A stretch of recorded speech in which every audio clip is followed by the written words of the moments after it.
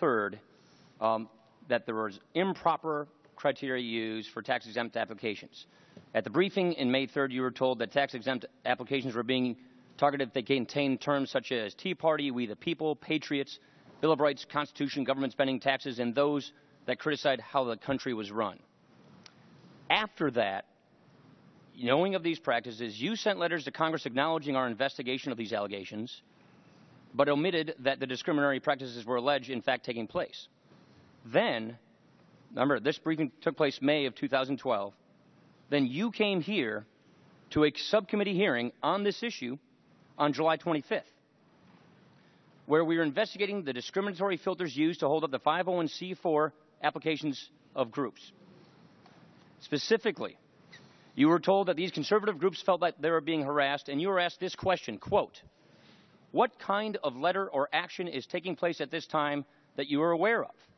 And then knowing full well that these filters were being used to target certain groups, you said, and I quote, I am aware that some 200 501c4 applications fell into this category, the determination letter process.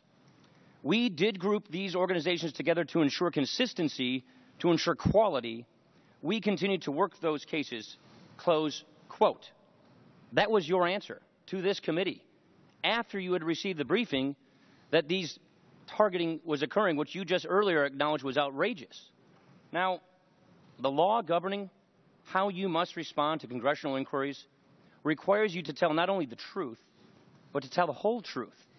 You, quote, cannot conceal or cover up by any trick, scheme, or device a material fact. How was that not misleading this committee? You knew the targeting was taking place. You knew the terms Tea Party, Patriots were being used. You just acknowledged a minute ago that they were outrageous. And then when you were asked about this, after you were briefed about this, that was the answer you gave us? How can we not conclude that you misled this committee? So that was a lot of questions, sir. It's one. How can we conclude that you did not mislead this committee? I did not mislead the committee. I stand by my answer then. I stand by my answer now. Harassment discussion that was part of that question implies political motivation. There is a discussion going on. There's no political motivation. Let me ask it again. May I answer the question, sir?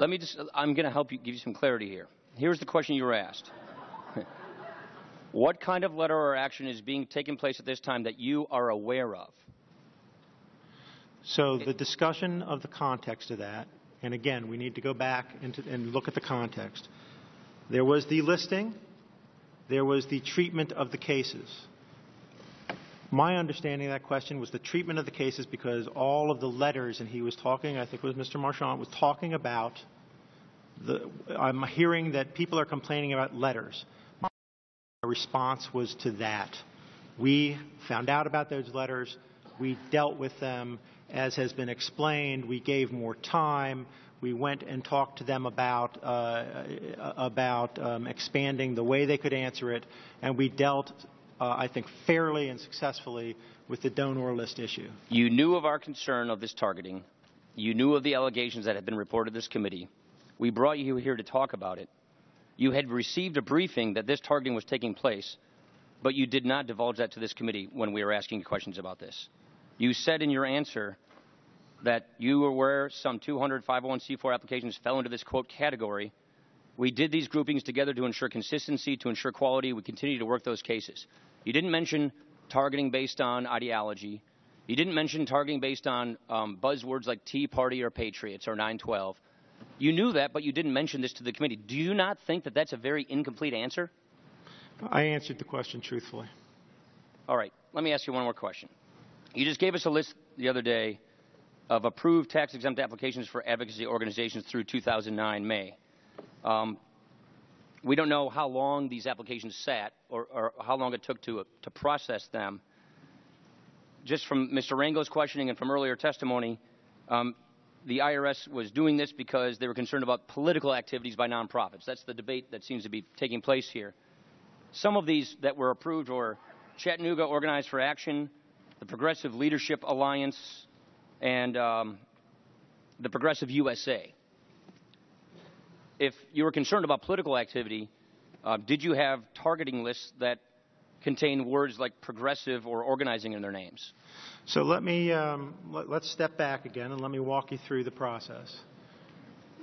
We centralized cases based on political activity evidenced in the file. We took a shortcut on some of it, but we collected, to be blunt, more than Tea Party cases. Mr. George's own report says there were no progressive 70 or organizing words that were used for targeting. Is that correct? That's correct. We collected more people because any time it was seen that political activity was part of the file, it went into... Time has expired. Mr. McDermott's recognized. Thank you, Mr. Chairman.